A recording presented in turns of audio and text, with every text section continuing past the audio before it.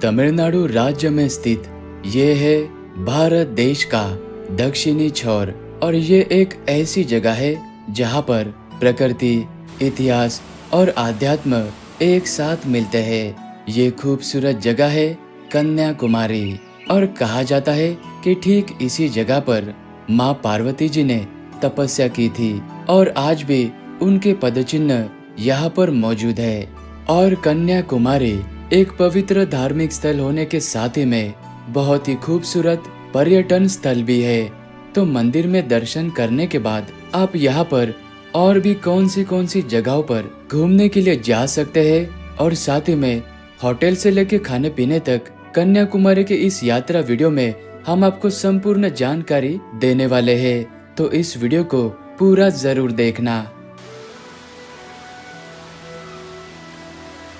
आप भारतीय रेल के माध्यम से डायरेक्टली कन्याकुमारी रेलवे स्टेशन तक आ सकते हो या फिर आप कन्याकुमारी से 17 किलोमीटर के दूरी पर स्थित नगरकोइल जंक्शन रेलवे स्टेशन तक आकर यहाँ से आप कन्याकुमारी तक जा सकते हो। और कन्याकुमारी आने के लिए नजदीक का एयरपोर्ट थिरुवनंतपुरम में है, जो कि कन्याकुमारी से लगभग 95 किलोमीटर के दूरी पर है।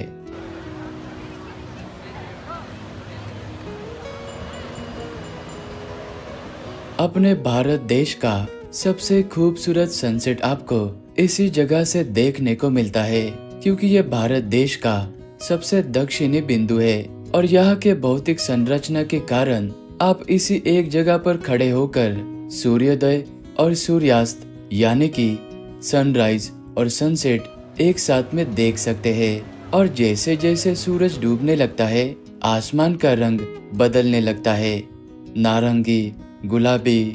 इसीलिए तो हमने कन्याकुमारी में आते ही होटल में चेक इन किया और बिना वक्त को गवाए हम इस खूबसूरत सनसेट को एंजॉय करने के लिए इस जगह पर आ चुके थे। तो आप भी इस खूबसूरत सनसेट को मिस मत करना। अगले दिन की शुरुआत हमने कन्याकुमारी भगवती अम्मन मंदिर से की। देवी कन्याकुमारी माँ पार्वती जी का ही एक अवतार है, इसीलिए तो लाखों लोग इस मंदिर में दर्शन करने के लिए आते हैं। पौराणिक मान्यता के अनुसार देवी पार्वती जी ने कन्याकुमारी यानी कि कन्या रूप में जन्म लिया था ताकि दैत्य बानासुर का वध कर सके।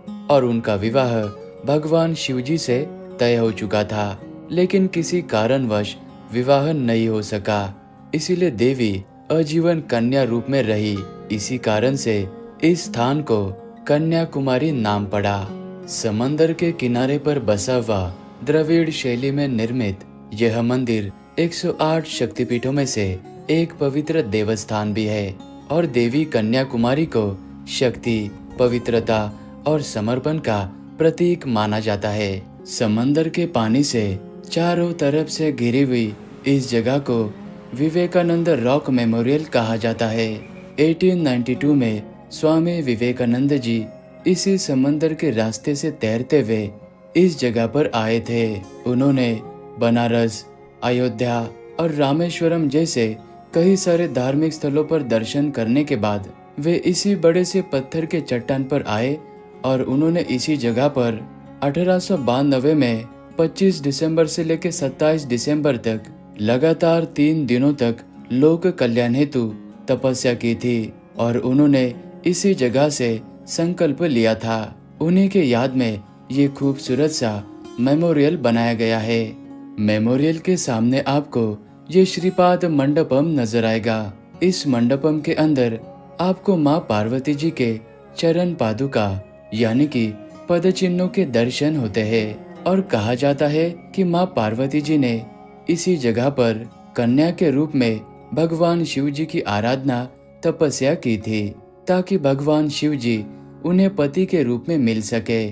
थिरुवल्लुवर जी के इस प्रतिमा को बिल्कुल पास से देखने के लिए आपको इस कांच के पुल से चलकर जाना होता है और यहाँ से गुजरना, कांच में से समंदर के लहरों को देखना, ये अनुभव बहुत ही एडवेंचरस होता है और ये अपने भारत देश का समंदर के ऊपर बनाया गया सबसे पहला ग्लास ब्रिज है और मेमोरियल तक आने के लिए आपको इस तरह की बोट में बैठकर आना होता है, जिसका नॉर्मल टिकट 100 रुपीज का है और स्पेशल टिकट 300 रुपए का है। इस खूबसूरत समुद्र के किनारे पर बना हुआ ये है गांधी मंडपम, जहां महात्मा गांधी जी के अस्थियों के कलश को 12 फरवरी 1948 को समुद्र में विसर्जन करने से पहले जन दर्शन के लिए इसी जगह पर रखा गया था। और उड़ीसा वास्तुकला में बनी हुई ये इमारत 79 फीट की है, जो कि गांधी जी के मृत्यु के समय उनकी आयु को दर्शाती है। ये जगह मंदिर के पीछे स्थित है।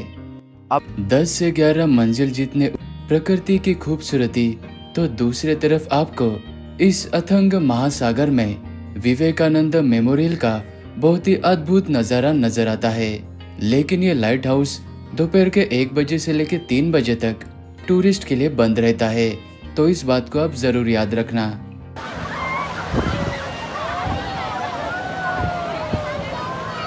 इस जगह को त्रिवेणी संगम कहा जाता है और यहाँ पर नदियों का नहीं बल्कि मिलन होता है महासागरों का।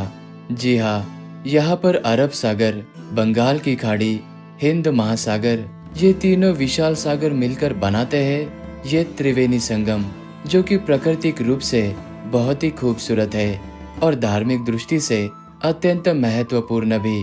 और कन्याकुमारी में आने वाले सभी भक्तगण यहाँ पर शाम के समय में ये खूबसूरत सूर्यास्त देखने के लिए भी आते हैं।